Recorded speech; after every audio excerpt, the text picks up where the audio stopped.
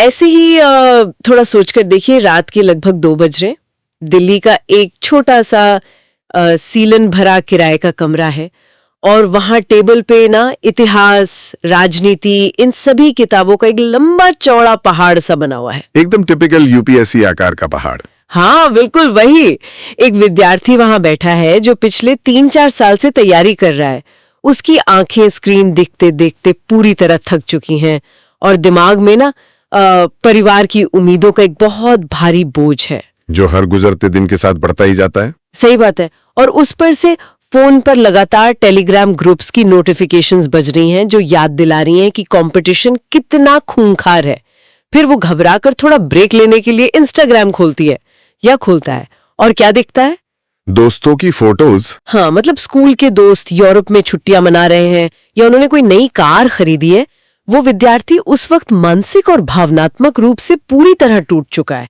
भविष्य एकदम अंधेरा लग रहा है। बिल्कुल, उस पॉइंट पर इंसान को कुछ समझ नहीं आता। तो घबराहट से बचने के लिए वो बस रैंडमली रील्स स्क्रॉल करने लगता है और तभी सोशल मीडिया का एल्गोरिदम उसे एक वीडियो दिखाता है। सॉफ्ट लाइटिंग वाली वीडियो है ना? एकदम सॉफ्ट लाइटिंग, बैकग्राउंड में शांत करने वाला म्यूजिक और स्क्रीन पर एक बहुत ही अट्रैक्टिव इन्फ्लुएंसर उसकी आंखों में देखते हुए कहता है, तुम्हारी जिंदगी में जो भी मुश्किलें हैं वो सिर्फ तुम्हारे दिमाग की उपज है। तुम अपनी ड्रीम लाइफ से बस एक वाइब्रेशन दूर हो। पॉजिटिव सोचो, सब मिल जाएगा। ये जो दृश्य आपने अभी यहाँ बनाया है ना, वो सिर्फ एक कहानी नहीं है, आज के दौर की सबसे बड़ी और सबसे कड़वी सच्चाई है। वही ना। हाँ, क्योंकि इस एक पल में हम एक बहुत ही बड़े साइकोलॉजिकल गेम को काम करते हुए देख सकते हैं। जब किसी इंसान की रियलिटी, मतलब बेरोजगारी का डर या पैसों की कमी इतनी असहनीय हो जाती है, तो ऐसे वीडियोस एक ठंडे पानी के छींटे की तरह लगते हैं। एक तरह का डिजिटल सुकून। बिल्कुल, एक पल के लिए ऐसा लगता है जैसे कोई कह रहा हो कि सब ठीक हो जाएगा। एक डिजिटल थेरेपी जैसा फील होता है। लेकिन हमने जो सोर्स मटेरियल और डेटा इस विश्लेषण के लिए डीपली पढ़ा है ना, वो यहीं पर एक खतरनाक सच उजागर करता है। और वो सच क्या है? सच ये है कि क्या मैनिफेस्टेशन की ये पूरी दुनिया सचमुच लोगों की घबराहट या एंजाइटी को खत्म कर रही है, या फिर ये उस एंजाइटी को एक प्रोडक्ट बनाकर उससे पैसे छापने का एक बहुत चालाक तरीका बन चुकी है। उफ, पैसे छापने की मशीन नहीं है, ये एक पूरी सोची समझी इंडस्ट्री है जहां लोगों की असली समस्याओं को एक प्रोडक्ट में बदलकर भारी मुनाफे पर बेचा जा रहा है। चलिए इसको ना थोड़ा और खोल कर देखते हैं, क्योंकि ये वाकई में एक बहुत चौंकाने वाला पॉइंट है। हम लोग अक्सर इन चीजों को बस कुछ मोटिवेशनल वीडियोस या पॉजिटिव थिंकिंग बोलकर इग्नोर कर देते हैं। हाँ, हम सोचते हैं इसमें नुकसान ही क्या है। एग्जैक्टली। लेकिन उस एक कमरे के हताश विद्यार्थी से बाहर निकलकर अगर इस पूरी इकोनॉमी के लेवल पर देखें तो इस डीप डाइव के जो आंकड़े हैं ना, वो होश उड़ाने वाले हैं। आप ही बताइए, ये इंडस्ट्री कितनी बड़ी हो चुकी है। अगर हम नंबर्स पर जाएं तो सोर्स डेटा कहती है कि ये सेल्फ हेल्प और वेलनेस की जो इकोनॉमी है वो आज के टाइम में लगभग $6.8 ट्रिलियन की है। Wait, $6.8 trillion? एग्जैक्ट। हाँ, और एनालिस्ट का मानना है कि ये बहुत जल्द $10 ट्रिलियन तक पहुंच जाएगी। अरे बाप रे, ये तो दुनिया के कई डेवलप्ड देशों की टोटल जीडीपी से भी ज्यादा है। सही कहा। अब सवाल यह है कि ये इतनी तेजी से बढ़ क्यों रही है। इसका सीधा सा कारण यह है कि मॉडर्न लाइफ ने इंसान के अंदर एक अजीब सी गहरी अस्थिरता पैदा कर दी है। अस्थिरता मतलब इंस्टेबिलिटी। बिल्कुल। आज लोगों के पास जिंदगी भर टिकने वाली जॉब्स नहीं है। घर खरीदना तो एक असंभव सपना हो गया है। एजुकेशन और हेल्थ का भारी लोन सर पर है और ऊपर से क्लाइमेट एंजाइटी अलग है। और इन सब के बीच एक बहुत गहरा अकेलापन भी तो आ गया है। एग्जैक्टली। ऐसे डरावने माहौल में समाजशास्त्रियों ने इस मैनिफेस्टेशन इंडस्ट्री को आधुनिक पूंजीवाद का स्पिरिचुअल कस्टमर केयर डिपार्टमेंट कहा है। स्पिरिचुअल कस्टमर केयर डिपार्टमेंट, वाव, ये अपने आप में एक बहुत गहरा तंज है। मतलब जैसे अगर आपका इंटरनेट खराब हो जाए तो आप कस्टमर केयर को फोन करते हैं। हाँ, और वो क्या कहते हैं? वो आपको बहुत मीठी आवाज में शांत करते हैं, बोलते हैं लाइन पर बने रहिए, लेकिन असलियत में वो उस टूटे हुए तार को जोड़ने नहीं आते। वो बस आपका गुस्सा ठंडा करने के लिए होते हैं। एकदम सटीक एनालॉजी दी आपने। ये डिपार्टमेंट भी उन लोगों को सांत्वना बहुत अच्छी देता है जो इस सिस्टम और इनइक्वालिटी से घायल हुए हैं। उन्हें समझाता है कि भाई, तुम्हारे अंदर असीम शक्तियां हैं। लेकिन इसमें चालाकी कहाँ है? चालाकी यही है कि ये उन्हें उस खराब सिस्टम पर सवाल उठाने से रोक देता है।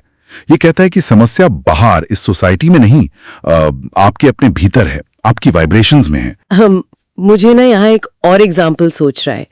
मान लीजिए कि एक बहुत बड़ी बिल्डिंग है, उस बिल्डिंग की नींव पूरी तरह कमजोर हो चुकी है और दीवारों में बड़ी बड़ी दरारें आ रही हैं और छत किसी भी दिन गिर सकती है। ठीक है, एक अनस्टेबल बिल्डिंग। हाँ, और ये बिल्डिंग हमारी इकोनॉमी, अनएम्प्लॉयमेंट और महंगाई का प्रतीक है। अब उस बिल्डिंग में रहने वाले लोग डरे हुए हैं। तभी उस बिल्डिंग का बिल्डर आता है। और वो बिल्डर आके दरारें भरने का काम नहीं करता? बिल्कुल नहीं। वो लोगों को सीमेंट और ईंट देने के बजाय उनके हाथ में पॉजिटिव वाइब्स वाले पेंट का एक डब्बा पकड़ा देता है। वाओ। वो कहता है बस इन दरारों पर ये खूबसूरत पेंट लगा लीजिए और शांत होकर बैठ जाइए। और अगर आपको अभी भी डर लग रहा है तो प्रॉब्लम इस बिल्डिंग में नहीं, आपके देखने के नजरिए में है। अपनी वाइब ऊंची कीजिए। ये बहुत ही पावरफुल एग्जाम्पल है। लेकिन मेरे दिमाग में एक डाउट आ रहा है। क्या पॉजिटिव सोचना वाकई इतना बुरा है? क्या ये सच में माइंडसेट बदलने की एक अच्छी कोशिश नहीं हो सकती? या फिर ये जानबूझकर बेहतर कंडीशंस और वेजेस मांगने जैसे असली मुद्दों से ध्यान भटकाने का तरीका है? देखिए, पॉजिटिव सोचना अपनी जगह ठीक है, लेकिन जब इसका यूज असली मुद्दों को कवर करने के लिए होता है तो ये खतरनाक बन जाता है। सोशियोलॉजिस्ट इसे आइडियोलॉजिकल सब्स्टिट्यूशन कहते हैं। वैचारिक प्रतिस्थापन, राइट? हाँ, इसको ऐसे समझिए, जब कोई अपनी आर्थिक स्थिति से परेशान होता है तो उसे ये नहीं बताया जाता कि सिस्टम की पॉलिसीज में क्या कमियां हैं।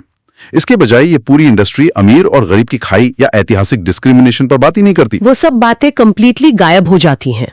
बिल्कुल। और स्टेज पर बस एक इंडिविजुअल रह जाता है जिसे ये यकीन दिलाया जाता है कि उसे बस अपनी फ्रीक्वेंसी ठीक करनी है। एक बेरोजगार युवा से ये कहना कि अपनी फ्रीक्वेंसी ठीक करो, इकोनॉमी पर सवाल मत उठाओ, ये कोई एम्पावरमेंट नहीं है।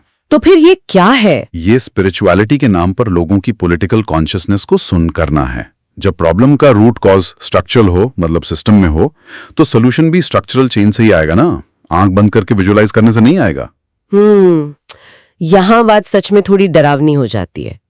अगर ये सिर्फ ध्यान भटकाने वाला एक पेंट है तो फिर हम ऐसी दुनिया में क्यों हैं जहां करोड़ों लोग इस पर इतनी गहरी आस्था रख रहे हैं? लोग बेवकूफ तो नहीं है? वही तो, लोग नासमझ नहीं है। इसका जवाब शायद हमारी साइकोलॉजी की एक बहुत बड़ी वीकनेस में छुपा है।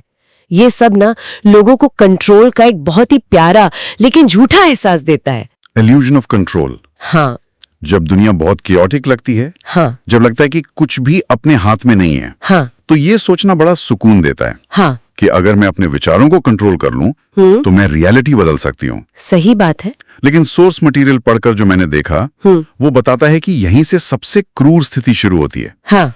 ये सारा का सारा ब्लेम वापस उस इंसान पर डाल देता है जो पहले से ही परेशान है। ये इस विश्लेषण का सबसे सेंसिटिव हिस्सा है। जरा इसके लॉजिक को एक्सट्रीम एंड तक लेकर जाइए। हाँ? अगर हम ये मान लें कि सिर्फ सोचने भर से रियलिटी बदलती है तो इसका सीधा सा अर्थ क्या निकलता है? कि हमारी परेशानियां हमारी खुद की बनाई हुई है। एग्जैक्टली। इसका मतलब है कि जो भी इस दुनिया में सफर कर रहा है वो खुद अपने सफरिंग के लिए रिस्पॉन्सिबल है। सोर्स ने कुछ बहुत ही डिस्टर्बिंग एग्जांपल्स दिए हैं इसको समझाने के लिए। जैसे वॉर जोन्स में जो छोटे छोटे बच्चे वायलेंस झेल रहे हैं, क्या उन्होंने अपने बुरे थॉट्स से उस वायलेंस को मैनिफेस्ट किया है? अरे बाप रे, नहीं। ये तो सोचना भी पाप है। सही में? हाँ। या कोई महिला जो सदियों से चली आ रही पैट्रियार्की का सामना कर रही है, क्या उसने उस अन्याय को अपनी लो फ्रीक्वेंसी से अट्रैक्ट किया है? बिल्कुल नहीं। या वो यंग लड़का जो 20 इंटरव्यूज दे चुका है पर जॉब नहीं मिल रही, क्या वो अपनी बेरोजगारी खुद मैनिफेस्ट कर रहा है? ये तो एकदम बेहुदा लॉजिक है। ये सारी चीजें तो सिस्टम की दी हुई हैं। वही मैं कह रहा हूँ, इन ठोस रियल वर्ल्ड प्रॉब्लम्स को पर्सनल एनर्जी फेलियर बोलना न सिर्फ लॉजिकली गलत है बल्कि उस परेशान इंसान के प्रति एक बहुत बड़ी क्रूएलिटी है। और यहाँ एक और बड़ा कॉन्ट्रडिक्शन है जो मैंने नोटिस किया। सोशल मीडिया पर ये जो मैनिफेस्टेशन गुरुज होते हैं, उनके वीडियोस में हमेशा लग्जरी अपार्टमेंट्स, महंगी गाड़ियां और सनसेट वाले व्यूज दिखते हैं। हाँ, एस्थेटिक पूरा पॉइंट पर होता है। और वहां ऐसी वाइब दी जाती है कि उन्होंने ये सब स्पिरिचुअली अर्न किया है, जैसे उनकी कॉन्शियसनेस इतनी हाई है कि यूनिवर्स उन्हें ये सब खुद दे रहा है। जबकि असलियत तो हम सबको पता है। असलियत ये है कि वो ये लग्जरी उसी स्पिरिचुअलिटी को एक कोर्स या प्रोडक्ट में बेचकर अफोर्ड कर रहे हैं। डरे हुए लोगों की इनसिक्योरिटी से पैसा कमा रहे हैं। एकदम heads I win tells you lose वाला खेल हो गया है। तो वाह, सही वर्ड यूज किया। अगर हम इसको थोड़ा ज्योतिष या एस्ट्रोलॉजी से कंपेयर करें ना, तो पिक्चर एकदम साफ हो जाती है। मान लीजिए किसी ने 10,000 रुपए देकर एक मैनिफेस्टेशन मास्टर क्लास ले ली। ठीक है। अब अगर किस्मत से या उसकी अपनी मेहनत से 1 महीने बाद उसकी जॉब लग गई तो वो गुरु आकर पूरा क्रेडिट ले लेगा, बोलेगा देखा मेरी जर्नलिंग टेक्निक ने यूनिवर्स के दरवाजे खोल दिए। और अगर 6 महीने बाद भी जॉब ना लगी तो वही तो कैच है। तो वो गुरु कभी नहीं मानेगा कि उसकी टेक्निक में फॉल्ट है। वो पलटकर उसी इंसान से कहेगा तुम्हारी एनर्जी में खोट था, तुमने ठीक से विश्वास नहीं किया, तुम्हारे अंदर नेगेटिव ब्लॉक्स हैं। हाँ तुमने ठीक से मैनिफेस्ट ही नहीं किया। और यही चीज सबसे ज्यादा डैमेज करती है। जब कोई बार बार अपनी हर फेलियर के लिए सिर्फ खुद को ब्लेम करने लगता है तो उसका पूरा साइकोलॉजी टूट जाता है। वो सिस्टम से लड़ने के बजाय खुद से ही लड़ने लगता है। बिल्कुल। और यहीं पर एक बहुत इंपॉर्टेंट बुक का जिक्र सोर्स में आता है, बारबरा एरनराइश की किताब ब्राइट साइडेड।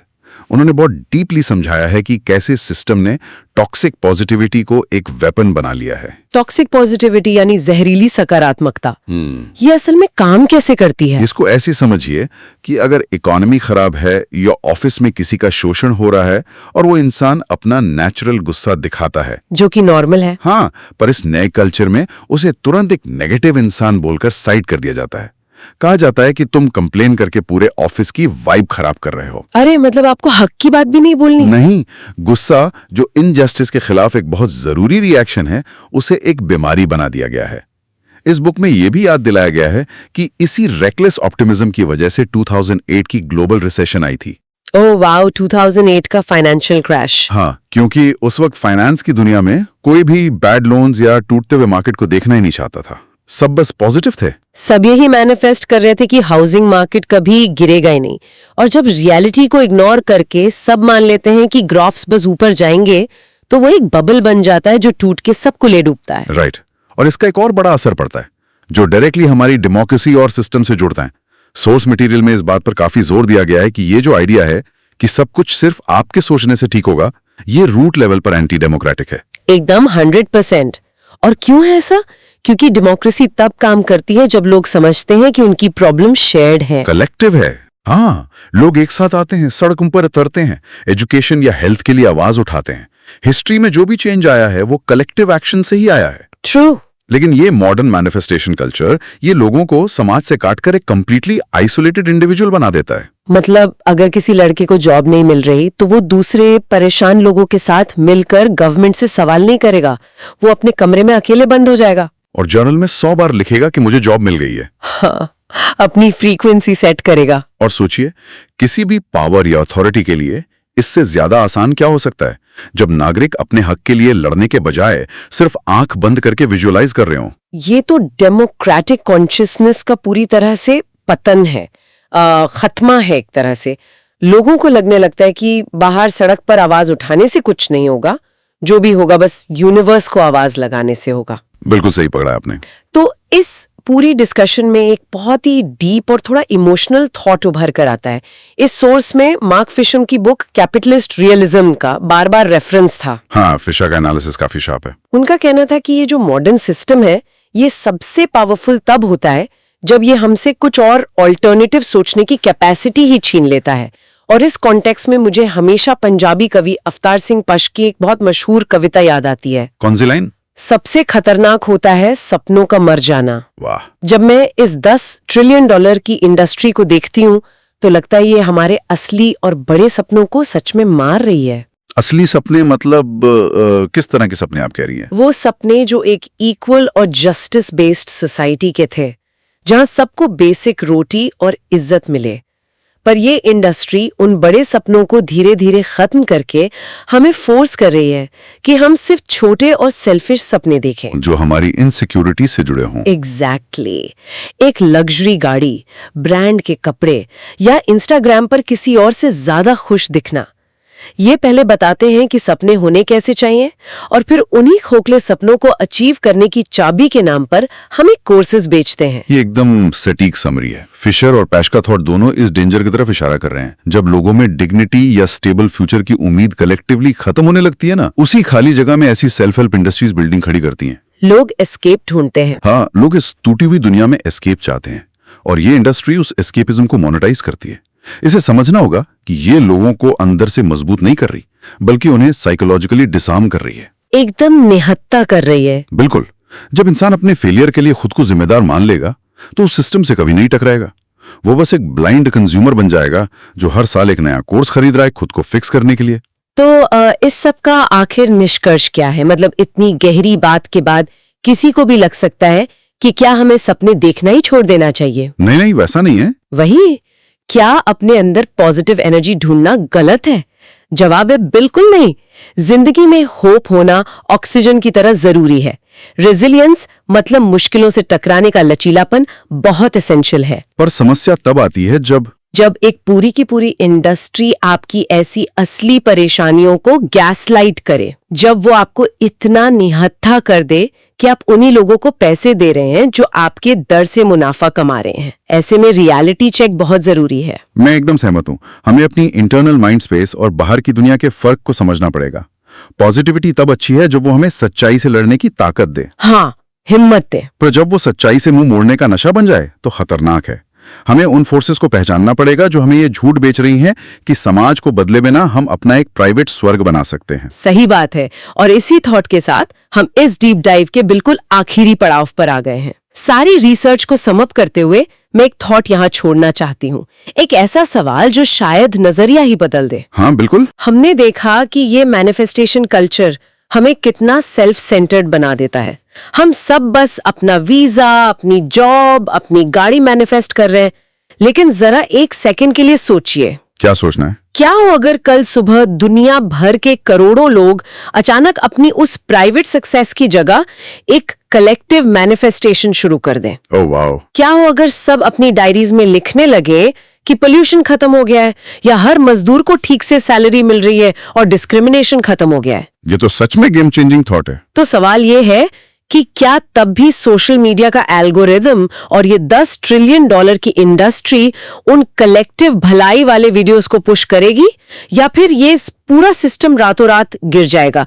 क्योंकि सबकी भलाई वाले सोसाइटी के थॉट में किसी अकेले इंसान के डर और इनसिक्योरिटी को बेचा नहीं जा सकता। ये सोचने वाली बात है। बैठे विद्यार्थी को कोई ऐसा एस्थेटिक वीडियो दिखे तो शायद उसे रोककर सोचना चाहिए कि ये हसीन सपना असल में किसकी तिजोरी भर रहा है। ये सवाल हम सब के लिए है।